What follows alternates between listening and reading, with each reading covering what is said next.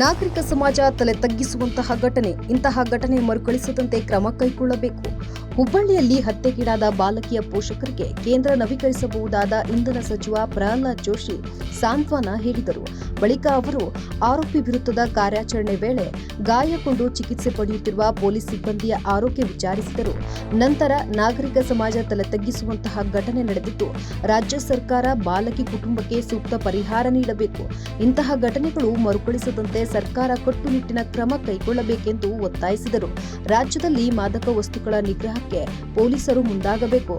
ರಾಜ್ಯ ಸರ್ಕಾರ ಸೂಕ್ತ ರೀತಿಯಲ್ಲಿ ಕಾನೂನು ಸುವ್ಯವಸ್ಥೆ ಕಾಪಾಡಬೇಕೆಂದು ತಿಳಿಸಿದರು.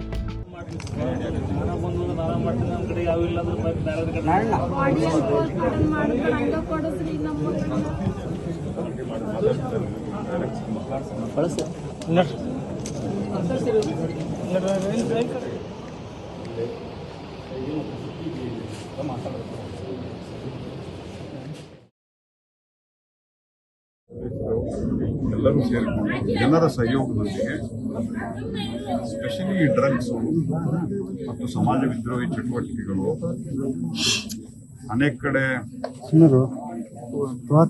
ಈ ರೀತಿ ಘಟನೆಗಳು ನಡೆದಾಗ ಗಂಭೀರವಾಗಿ ಅನ್ಲೆಸ್ ಈ ರೀತಿ ಸೀರಿಯಸ್ನೆಸ್ ಬರಲಾರ್ದಂಥ ಸಂದರ್ಭದಲ್ಲಿ ಸೀರಿಯಸ್ ಆಗಿ ತಗೊಳ್ಳದೇ ಇರುವಂಥದ್ದು ಅಪರಾಧಗಳು ನಡೆದಾಗ ಈ ಘಟನೆಗಳ ಬಗ್ಗೆ ಪೊಲೀಸರು ಸಂಪೂರ್ಣವಾಗಿ ಜಾಗೃತಿ ವಹಿಸಬೇಕು. ಜಾಗೃತಿ ವಹಿಸಿ ಯಾವುದೇ ಕಾರಣಕ್ಕೂ ಈ ರೀತಿಯ ಘಟನಾವಳಿಗಳು ಪುನರಾವರ್ತನೆ ಆಗಬಾರದು. ಇದು ಮಾತಿನಲ್ಲಿ ಸಹಜವಾಗಿ ಹೇಳಲಿಕ್ಕೆ ಸಾಧ್ಯ ಇರಲಾರದಷ್ಟು ನನಗೆ ಅಲ್ಲಿ ಆ ತಾಯಿಯ ಮಾತು ಕೇಳಿದ ನಂತರ ದುಃಖ ಆಗಿದೆ.